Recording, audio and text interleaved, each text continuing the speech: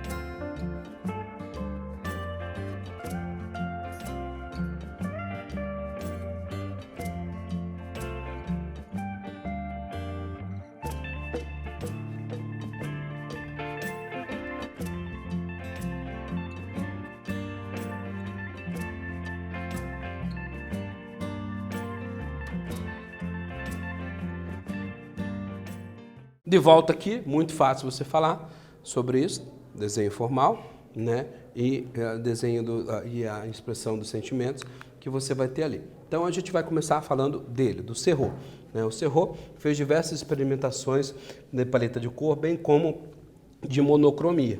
Monocromia é quando a gente volta para um tipo de cor só, né? Uma variação, trabalho de gradações de cor, né? de um só tom, né?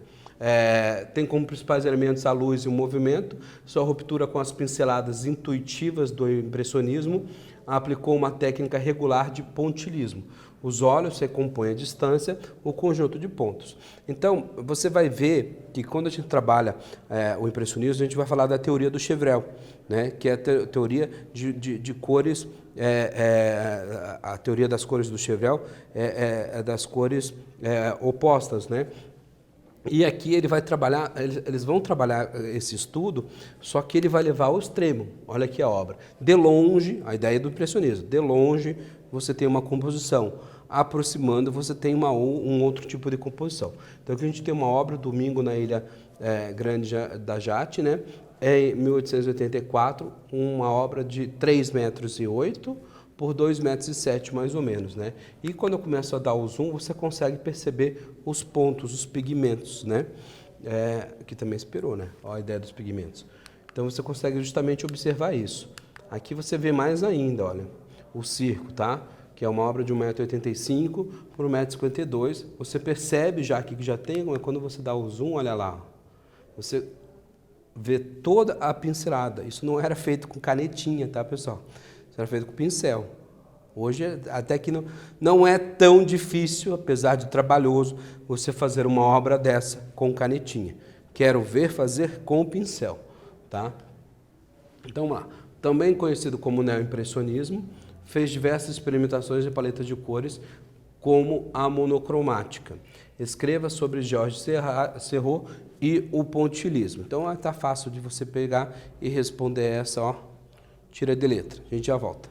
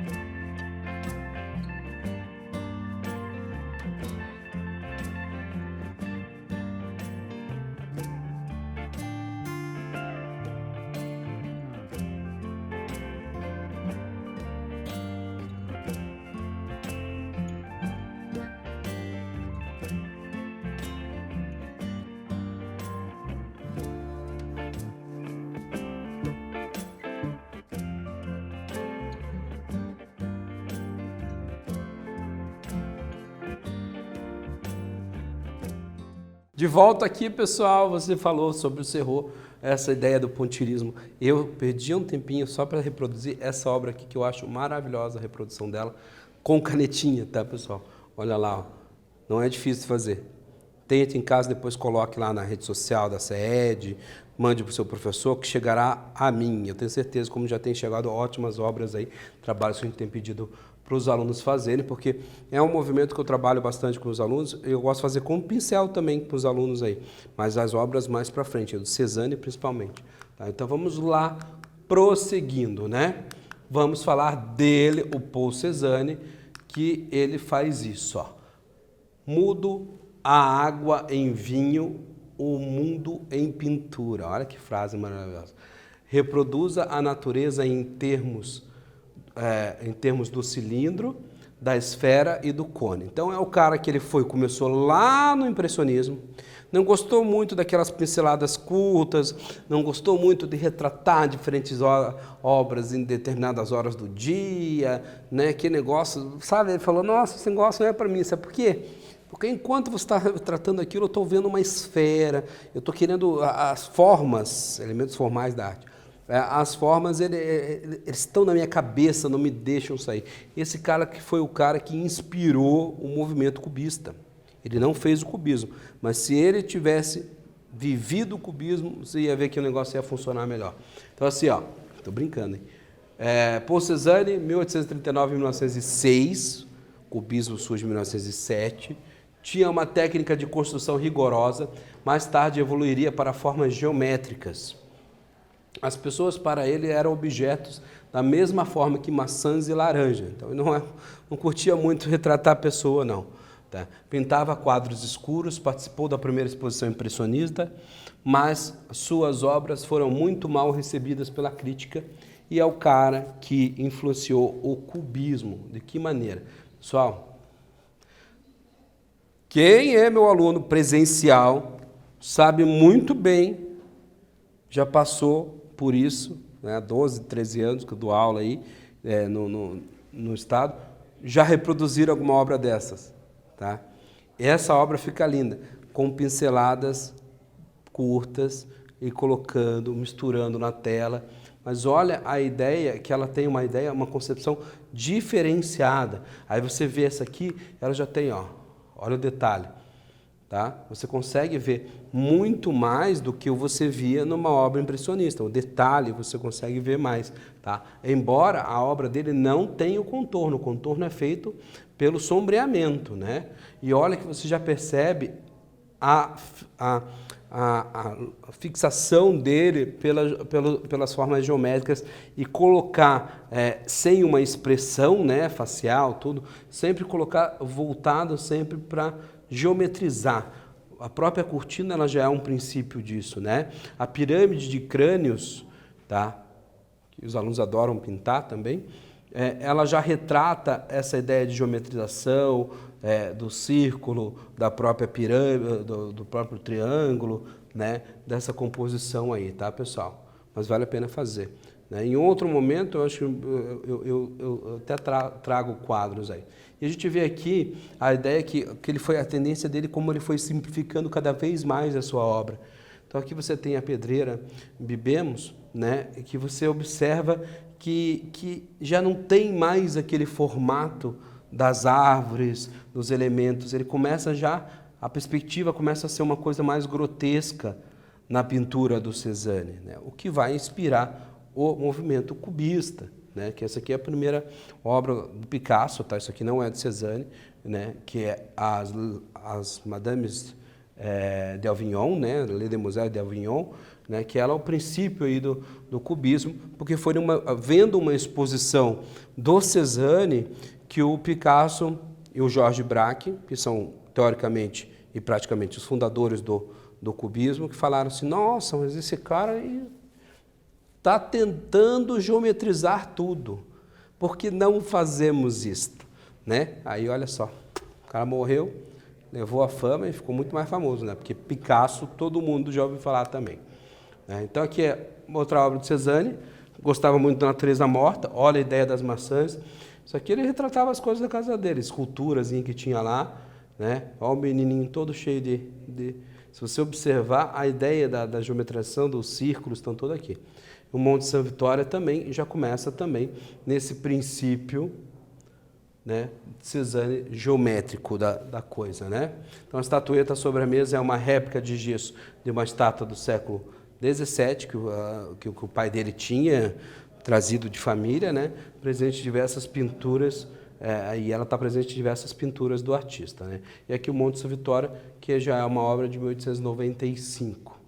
Chegamos nele, tinha o problema de altura, não sei se é problema ou solução, porque eu sou baixinho, incrementou a arte da gravação com a técnica dos crachis, né? Cuspidela, de jogar, né? Espirrava tinta na pedra litográfica com uma escova de dentes. Ah, que maravilha, já fez isso? Meu filho outro dia foi fazer com a pasta de dente, sujou tudo, imagine com a tinta. Tá? Desenvolveu um estilo onde a distorção beira o limite da caricatura. Os temas eram pessoas de casa noturna, circos e animais. Realizou os primeiros cartazes artísticos usados em propagandas feitos de litografia. Só que aqui eu não vou falar só da litografia dele, tá, gente?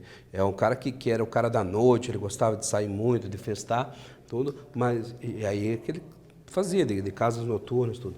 Eu gosto muito dessa obra aqui, também que meus alunos gostam de retratar, que é a pintura da cabeça do Blonde Hound, né?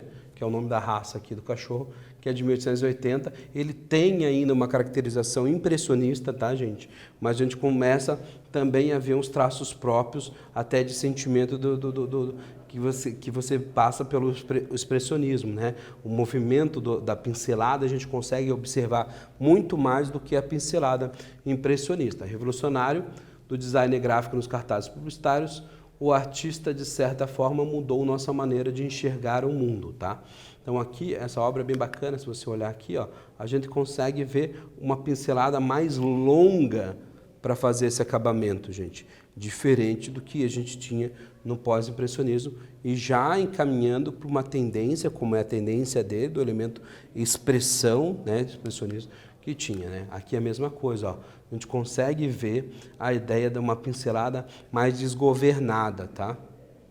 Trabalhadores em Ceirã, né? E aqui a gente começa os cartazes dele de litografia. Então não é de pintura, é de litografia, que ficou bem famoso, né? Moulin Rouge, né? A parte da pintura. Então, um cartaz de 1,91 m por 1,17 m, capacidade de síntese que ele já tinha nessa ideia da composição. Então, como ele é um cara versátil, né, a gente observou toda essa parte de versatilidade do Lautrec para fazer isso. E a gente vai falar no último exercício, que é escreva sobre Toulouse-Lautrec e Paul Cézanne e que suas percepções contribuíram para as artes visuais. A ideia da litografia, né, dos cartazes, e o outro, a ideia da geometrização, né?